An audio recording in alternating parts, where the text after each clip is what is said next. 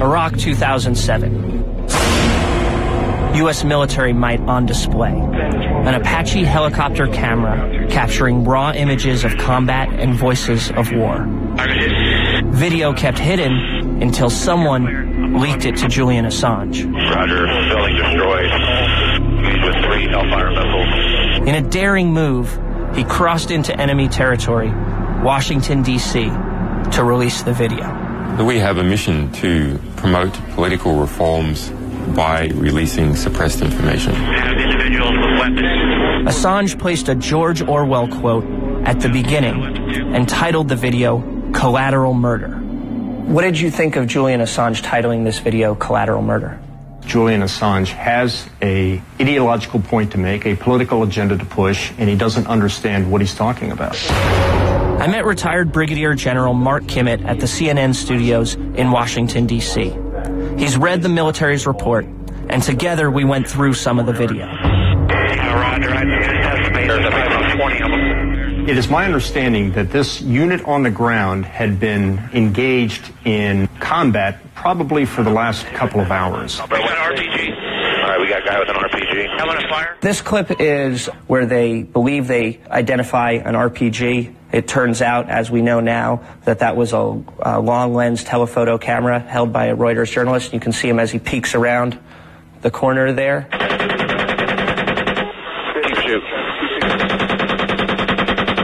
That Reuters photographer, his assistant, and the men around them were all gunned down. Oh yeah, look at those dead bastards. This photographer shouldn't have been walking around with an instrument that looks very much like a weapon.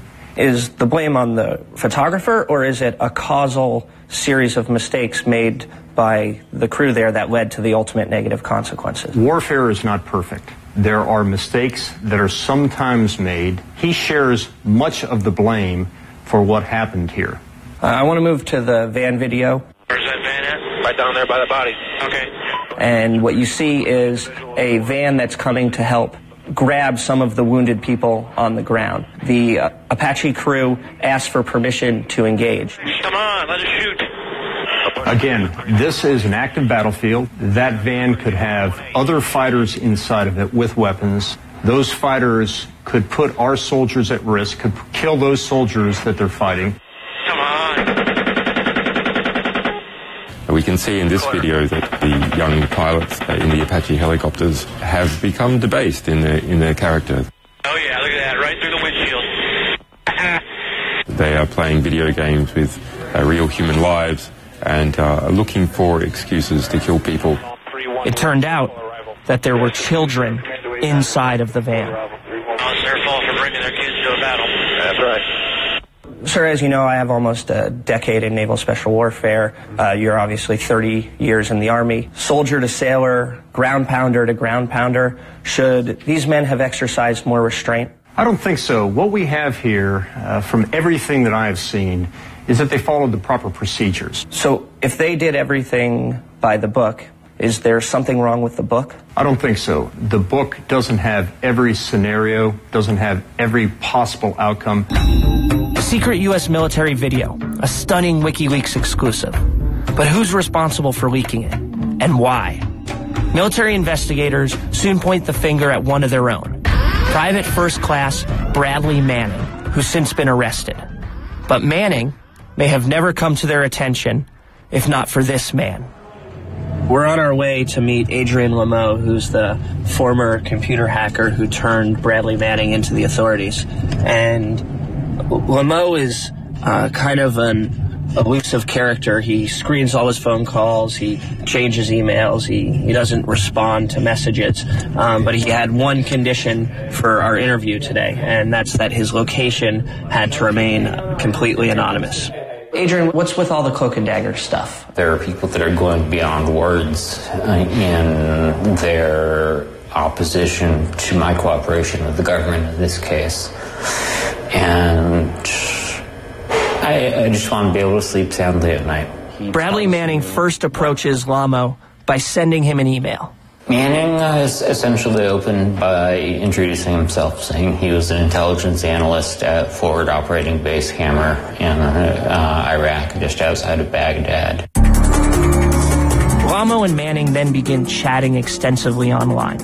Lamo says he provided the chat logs to the website Wired.com, who eventually published about a quarter of the transcripts. And during one of those chats, Manning asked Lamo, "If you had unprecedented access to classified networks 14 hours a day, 7 days a week, for 8+ months, what would you do?" Alarmed, Lamo contacts U.S. officials.